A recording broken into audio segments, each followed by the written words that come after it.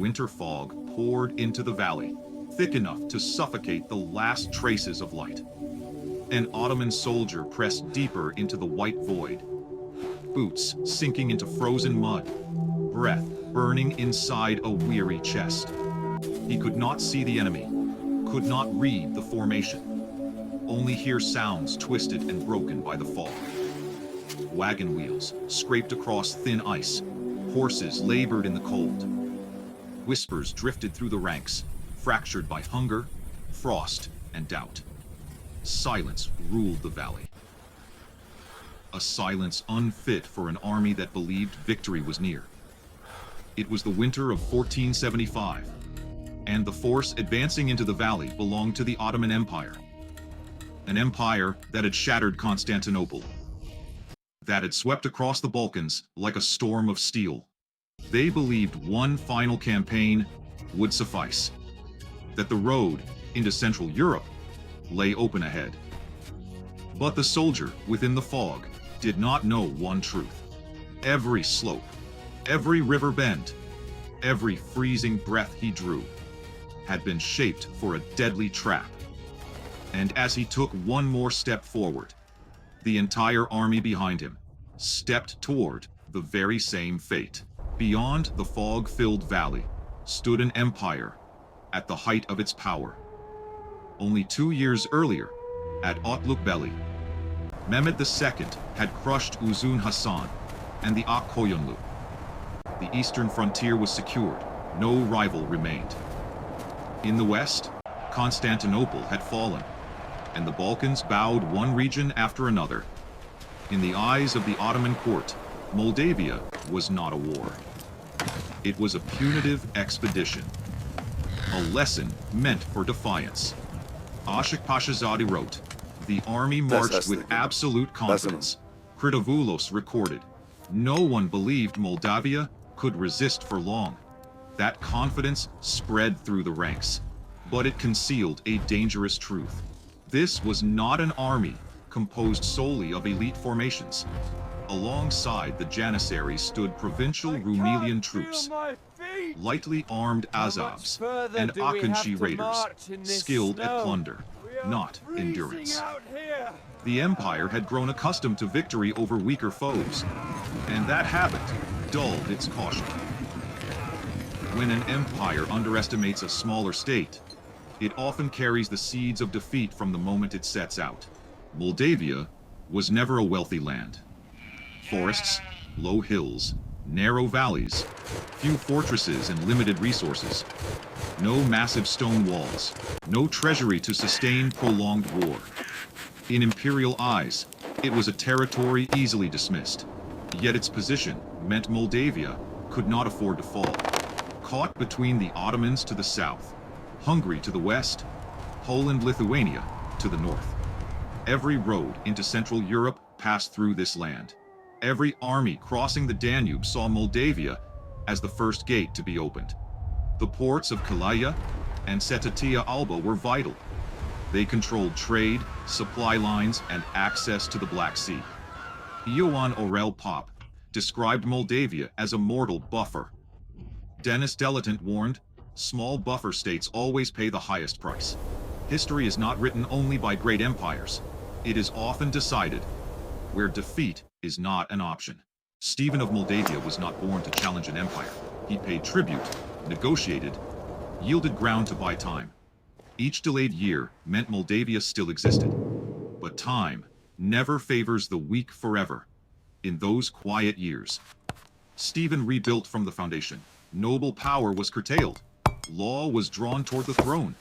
The army ceased to be a lord's retinue and became an instrument of the state. Stephen understood brutal imperial rule. Once the grip tightens, it never loosens. What begins as tribute becomes territory, and then erasure. Moldavian chronicles record, Stephen sought no miracles. Jan Długosz noted, he prepared for the inevitable. Leadership is not blind recklessness. It is the moment one realizes there's no road left to retreat. Stephen's war did not begin with blades drawn. It began with villages quietly emptied under the cover of night. People were moved, food concealed, granaries left bare, wells were sealed, forest paths destroyed. Moldavia slowly vanished from the invaders' supply map. Stephen also studied the river ice, where wagons could pass, and where weight would shatter the surface. Soft ground beneath the snow was mesmerized, like hidden knives awaiting pressure. As Ottoman columns pressed deeper, the cold began to drain their strength. Hunger arrived before battle, fatigue before the first arrow flew. Discipline weakened, columns slowed, confidence eroded with every step. Without food, there is no order. And without order, there can be no victory. History had seen this before. At Teutoburg Forest, Roman legions collapsed among the trees. In Russia, in 1812, cold defeated an army once deemed unstoppable. Vaslui would repeat that lesson in blood and ice. As the Ottoman columns entered the valley, the fog began to erase all distance. From within the ranks, no one could see the battlefield as a whole. Sound returned distorted. Orders struck the mist and dissolved. Units heard the same signal, yet interpreted it in different directions. Within that haze, command became guesswork, not control. Above them, Stephen saw what his enemy could not. The entire valley lay open to him. Columns stretched thin and disconnected. He did not need speed, only rhythm.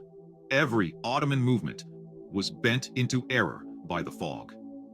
In modern military science, this is known as the fog of war.